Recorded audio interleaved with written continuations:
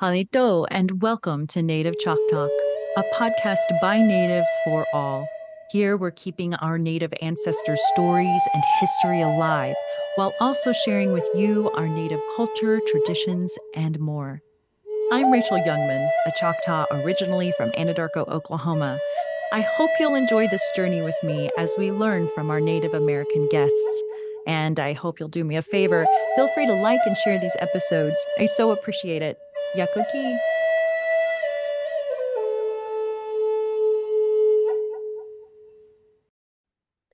For centuries, American Indians carved out a labyrinth of pathways across this land. Spanning hundreds of miles, these trails not only enabled connections among their communities, but also provided access to prime hunting grounds, water, and seasonal dwellings. Over time, these well-trodden paths underwent a transformation at the hands of non-natives, evolving into mail routes, stagecoach lines, railroads, and highways. These pathways continue to serve as essential conduits for all people across vast distances, albeit in a markedly different capacity. Today, we embark on an adventure spanning 192 miles through Indian Territory. Along the way, we'll discover some of those trails crafted by our ancestors, which later became pathways for others journeying westward to California. My guest, Jimmy Stevens, holds a personal connection to this history. He traces his lineage back to William Holloway, a Choctaw forebearer and fourth great grandfather who owned a station along one of these renowned routes. Jimmy, welcome to Native Choctaw. Thank you. I'm so very happy to be here. Awesome. And you've had a lot of good news lately in your family, a new baby, a new job. And I was hoping you'd tell us about the cool thing the company you work for is doing. And I hope other companies will maybe also take note. Sure. One thing I noticed here, this company, they do put the people. I know a lot of people say it, but here they do seem to put the people first in the culture. And what they've done is for every single nationality or country of an associate that's in the building, they hang their flag in the warehouse. And I'm guessing right now there's probably close to 40, and they're just all over. But I did reach out to the HR person and ask them if they recognize the Choctaw tribe or any tribe for that matter. And the first thing she said was that she would love to do it. So Oh, they're going to put my Choctaw flag or our flag up there in the warehouse to represent us in the workforce, which is pretty awesome. Choctaw representing. I'm so proud of that. I mean, the fact that you work for a company that actually cares like that, that's a big deal. Must feel good, right? Yeah, and there's a whole so many neat people from different parts of the world, and it's kind of interesting. Love that. Well, before we talk about your ancestral stories, tell us about yourself. Well, I was born and raised in Hazel. Was a local athlete, like a lot of my family here in the area. I ended up marrying someone that I went to school with. We reunited at our Oh, 20-year anniversary a few years ago, and but just I'm usually kind of ignorant to things like that. And I just happened to pay attention one night. I was like, you know what? I think she kind of thought I was cute. And so we started oh, dating. A few years later, we're married, and we have coming up this week. Friday will be 12 weeks. We have a little baby girl. oh. Um, very, And very excited, happy for that. you were kind enough to show me photos that I will also post in this YouTube video as well as on my Native Chalk Talk Facebook page because she is so sweet. And then I also have three daughters. I've got a 22-year-old this year turning 22, 18, and a 14-year-old. And then I have a granddaughter that was just born this last October. So Wow. full whole house is full of women. Everywhere I go, I'm surrounded by women. So it's probably a good thing. Well, so you've got a 22-year span between your oldest and your youngest. And then your youngest, who was just born, is actually, would that be an aunt? Like, because you have a Yeah. grandchild. Well, congratulations to you on your new baby and your new grandbaby. Now, you are Choctaw on your mom's side and Cherokee on your dad's side. And I have to say, for both, you have such interesting ancestral stories. So we'll talk about all those fascinating tales. but we're especially going to talk about your fourth great grandfather's Holloway's Station. This was an important stop along the Butterfield Overland mail route that went through Indian Territory for folks who were headed to various destinations, many of them to the final stop of California during California's gold rush. As I started researching your family and the Overland trails, I became obsessed. I spent days poring over information and couldn't get enough. So, listeners, I hope you'll enjoy learning about the history of these trails with Jimmy and me, and hopefully, you'll find a few nuggets of information here and there that you may not have known. So, we'll talk further on about your wife and kids too, since I know we want to give a shout out to them. But first, we're going to go back a bit to your father's side of the family, the Cherokee side, and also the non native side. So, first off, there were some Cherokee spies during the Revolutionary War in your history. Tell us about that. It was it's a rather interesting story because there is a movie that portrays the regiment that they actually were involved with. This movie, The Patriot. Now, a lot of the things in the movie are not very accurate, but the group that the Mel Gibson character, Benjamin Martin, was over and gave command to was a real group, and that was the South Carolina Patriot Regiment. And I did have two family members that served in that. The person that served reported to was General Nathaniel Greene, and that character was also in the movie at the end of it. But what I found neat about it was they, like I said, they were spies against the British during the Revolutionary War in the South Carolina and North Carolina area. And then I even had the paperwork where they tell the Treasury to pay them for being spies. So, and they didn't pay very much, but I'm sure for back then that the $900 was quite a bit. But yeah, it's Wow. very interesting. Not a lot of information I could find out other than that. Of Hmm. course, one of them that did grow to be the most successful, I believe, had 21 kids, 19 or 21 kids, Wow. and that was pretty impressive back then. I don't know if it was with all the same person, but definitely come from a large family, just to say the least. I didn't even really know much about the fact that there were Cherokee spies during the Revolutionary War in general. So now you've opened up this whole new world for me that I have to go down another rabbit hole about because that's fascinating. So, wasn't there also an ancestor of yours named Andrew Jackson who had an interesting story?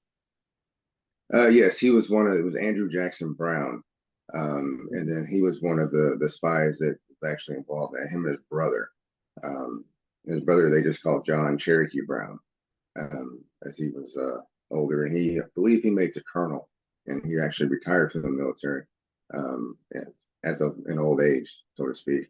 Um, but yeah, they hated them just as much as the Revolutionary soldiers hated the Brits. You know, they saw them. In my opinion, I'm gonna say they were the lesser of two evils. You know, if you had to Right. pick a side to fight against, try to go with these people here. I think that's kind of why they went more towards them. Yeah, for sure. I think all, whether it's chiefs or members of tribes, had a strange, they had to find their own footing and where they were going to stand, and sides were picked. And I'm sure that it's easy for all of us to judge, but we weren't there and we don't know what they were told or what their conceptions were of what was going on. I've seen a lot of folks who named their kids or took on the nicknames of famous people like presidents, that so that Andrew Jackson name, do you know how that came about? Unfortunately, I have no idea. I don't. So now on your dad's side, you also have a grandmother that you should do some bragging on. She sounds amazing. What was her name? And tell us more about her. Her name was Allie Mae Stevens. Amazing woman. She had when she passed away in '02 was 314 or 315 grandkids. My Um, gosh. my grandfather passed away in 1963 when my dad was 8, and she never went for nothing. The kids took care of her. She never had to rely on anybody but family. Oh. Just amazing person. Now, you live in Texas. Was she down there in Texas? Yeah, she's about 10 minutes away from me. When I was born, I was her favorite. I think because I look like my grandfather, Marion. Oh. I think I look just like him. But she said that I was her favorite because she was able to get home in time to watch her wrestling. So My Silverback was her favorite. That sounds like a Texas grandma to me. Now they had a crop down there that was cotton, right? Yeah, my dad was born in Kansas, and they were on a cotton farm. So the more people they had in the house to help out, the better. And the only Yeah. thing that him telling me about is he never got to pick the cotton, but he had to chop the cotton. And chopping Mm. cotton, as he described it, was cutting the weeds out in between the cotton plants. And in doing so, every day he was covered in blood because the little spines on the cotton, he would have to wrap his Okay. hands in all kinds of cotton gloves. And it was a normal day for them growing up.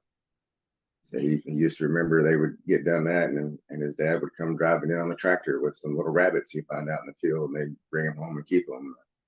To go Oh, flag down the milk guy and get the ice block for the fridge. well, what a history, and thank you for honoring your grandma. I think you had once told me that she was pregnant from age, what was it, 15 to 47? From best I can tell, was probably 15. I know she had my father when she was 47, and I guess that was she was. Wow. I'm done, no more after that. Yeah. That's a long time to be pregnant, so kudos to her. Well, let's head on over to your mama's side, where your Choctaw heritage comes from. She has quite an ancestral story from a family member who signed the Declaration of Independence as a witness. Then there's relation to Cornwallis, whose family intermarried with Native Americans. And we will have William Holloway, of course, who again owned the Holloway station that we'll get into in a bit. So tell us about your mother, Kathy Hayes. She's not bad for mom. She's pretty cool in my book. She's smart, extremely athletic, and extremely tough. She doesn't give up. Um, she doesn't quit.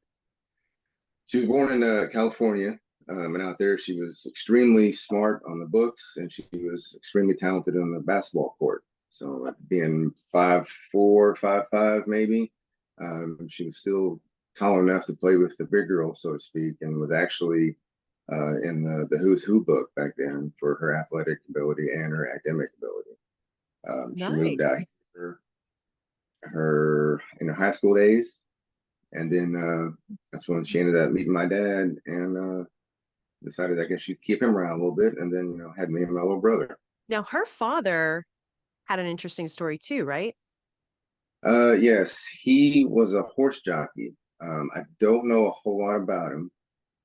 His name was Harold, and they called him Shorty because he was not horse and he was Irish.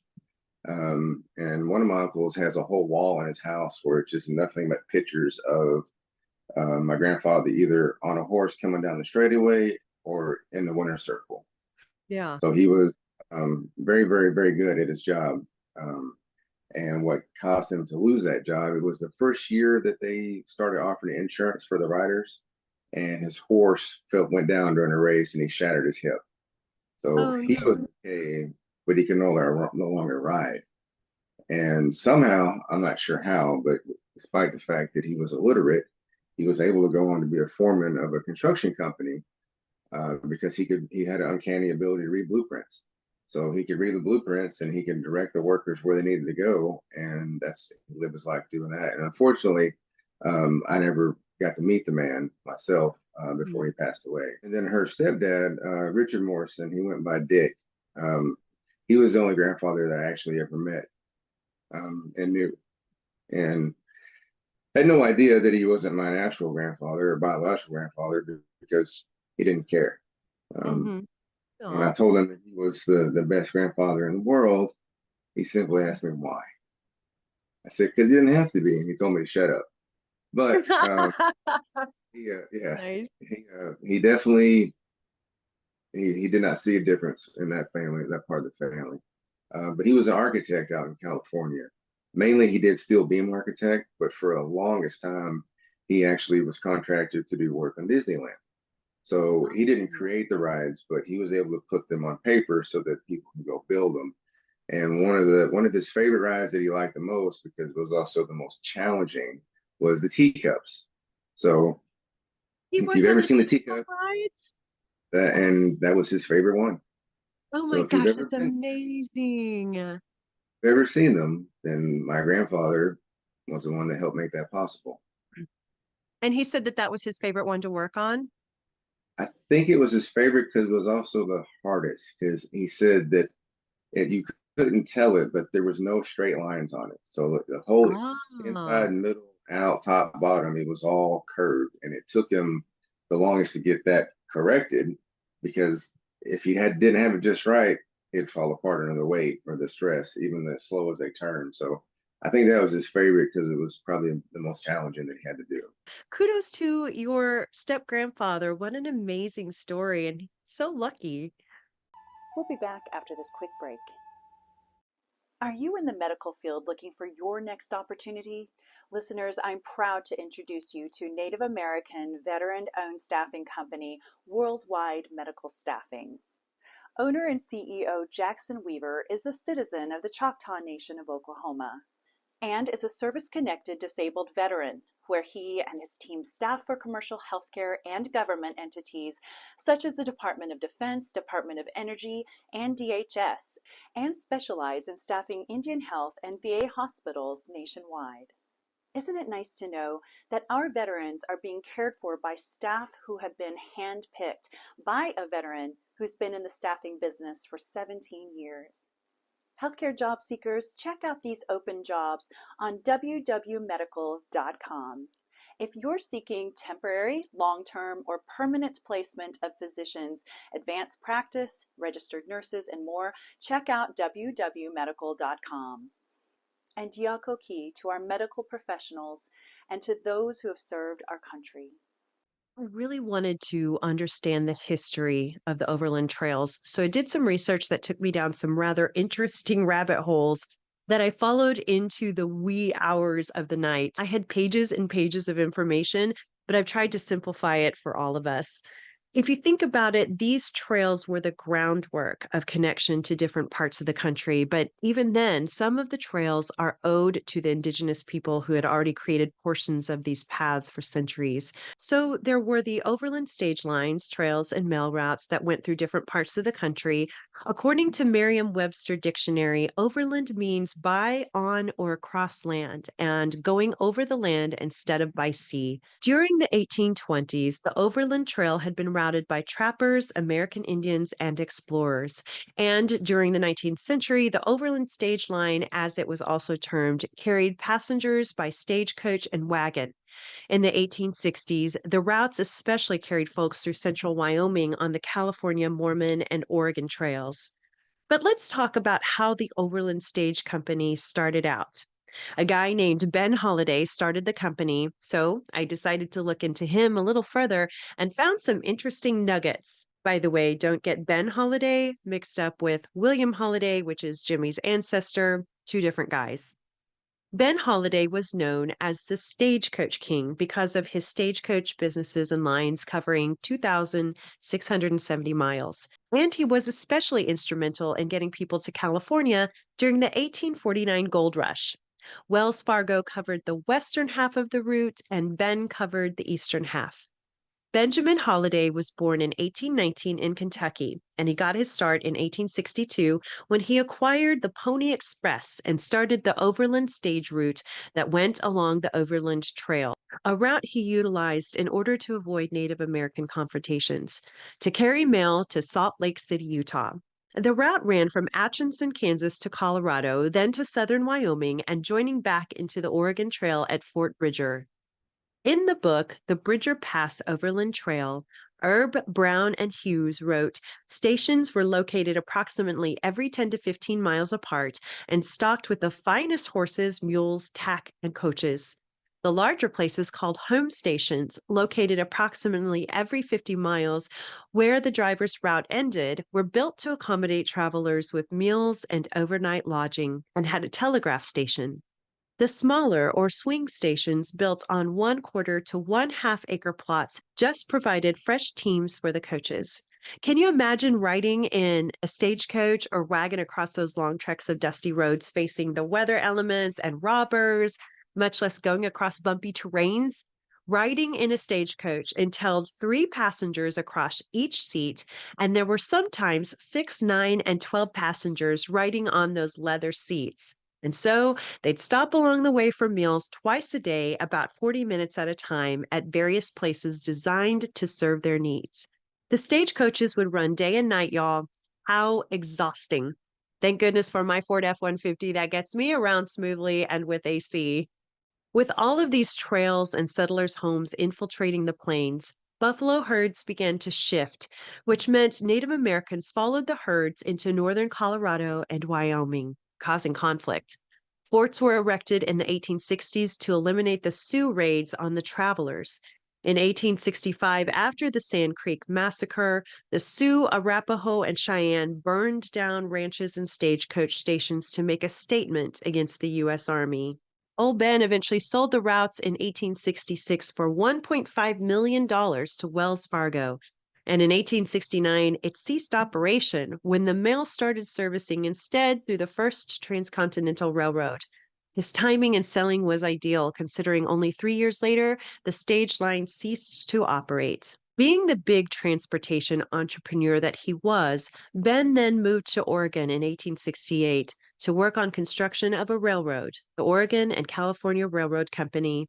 However, in order to get 20 miles of track built before his competition could beat him to it, in 1868, he bribed the Oregon legislature to get her done. Then he bought out the competition in 1870. He even got into steamships and a warehouse and made buku money. However, he lost most of his money in the 1873 stock market collapse. What's crazy about this guy is that he was illiterate, cunning, and shady as all get up. After buying a huge home from a doctor, it is said that he remodeled it and immediately installed a harem of high-class prostitutes. I mean, it's better that they're high class, right? You don't want anything low class going on here. The people of Denver, Colorado seemed to like the guy because in 1866, they named a street Holiday Street to honor him. Now, I kid you not, that street in the 1870s became a red light district and a total hub for prostitution. Fitting, right? In fact, historian Phil Goodstein, in his book Denver Streets, wrote that by the 1880s, Holiday Street had the reputation of being one of the wildest, most open, dissolute prostitution strips in the country. It was also known as the most sinful street in the West. In fact, there was a pocket-sized publication for gentlemen called the Denver Red Book, which was a reliable guide to the pleasure resorts along this street. By the way, the street is now called Market Street in case you're trying to find it on a map like I did. Ben died in 1887 in Portland, Oregon. Bless his heart. You can check out the Overland Trail Museum in Sterling, Colorado. I'd love to go there. Okay, now I'm going to reverse direction and back out of my rabbit hole just a bit. To clarify, there were the overland mail routes that were initiated by Ben Holloway, who we just talked about. Those overland mail routes consisted of multiple trails to California, and the third of those, which was the longest, was the Butterfield Overland Mail Route, named for John Butterfield. Now, this route traveled from the Mississippi River through the southeastern part of Oklahoma, and then it went on to Texas and California. Jimmy's ancestor, William, opened the Holloway station along that Butterfield route. Prior to the Butterfield stage beginnings, arrangements were made with Chickasaw and Choctaw citizens near the Fort Smith Boggy Depot Road, requesting they create stands along the 192-mile trail for switching horses along the route through Chickasaw and Choctaw nations. We'll talk in greater detail about Boggy Depot later on. If you're watching this episode on YouTube, you'll be able to see the map of the 12 stage stops along the Butterfield route. The route began in Fort Smith, Arkansas, making its way 15 miles to Walker Station in Indian Territory, which was in Scullyville, where the Choctaw Agency was located. The next stop was 16 miles southwest to Traherne Station in Latham, which I happened to visit that area that you'll learn about in an episode later this season. Passengers and mail carriers would then travel the route 19 miles to Holloway Station at what was called the Narrows, which was around Sandboys Mountains and Brazil Creek near Red Oak. It sounds like it was a beautiful area. And again, Holloway's was run by Jimmy's ancestors. We'll dive further into that topic later. 5 miles east from Holloway's was the Edwards store, where folks could stop to eat. We'll also cover that in just a bit. Next up, 16 miles southwest of Holloway's was Pusley Station, which I think is interesting because my family is distant related to them by marriage. Perhaps that'll be my next bit of research. The travels continued through a 17-mile trek southwest to Blackburn Station. Then 16 miles southwest to Waddell's, 15 miles southwest to Geary Station, and 16 miles to Boggy Depot. Remember that name. Nails or Blue River Station near Kennefic was 17 miles south of Boggy Depot, which was 10 miles from Atoka. Then 14 miles south from there was Fisher's, also known as Carriage Point in Durant. And finally, the last stop on the Butterfield Trail was Colbert's Ferry at Red River. So folks were traveling anywhere from 13 to 19 miles between each stop. And if my research was correct, wagons can travel approximately 12 miles per hour on average, of course, depending on terrain and weather elements. So these stops were definitely a much needed relief. Let's talk details. Concord spring wagons, covered in a ceiling of canvas and complete with side curtains, carried 600 pounds of mail, 4 passengers, and their luggage, which required a maximum weight of up to 40 pounds per bag. These wagons were eventually replaced with coaches carrying 6 to 9 people inside and up to 10 passengers outside. 4 horses, typically Mustangs or mules, that were branded OM for Overland Mail, typically pulled the cargo and passengers to their destinations. The cost was $200 one way, and passengers paid for their meals, costing up to $1 per meal. Jimmy, you sent me some excerpts from the Butterfield Overland Mail 100 years ago by Muriel H. Wright, which had some great information about the route. Listeners, if you haven't heard of Muriel Hazel Wright, she was the daughter of Choctaw physician Eliphalet Wright and the granddaughter of Choctaw Chief Allen Wright. She was a teacher and a historian and wrote about the Choctaw Nation. I'm very proud of her work, especially considering the time frame in which she lived. Stay tuned for part 2 of this series. Thanks for listening to Native Chalk Talk. Be sure to join our community on YouTube, Facebook, Instagram, and Twitter, and check us out at nativechalktalk.com. Stay tuned for the next episode. You're going to love it. Yakoki. Thank you, my friends.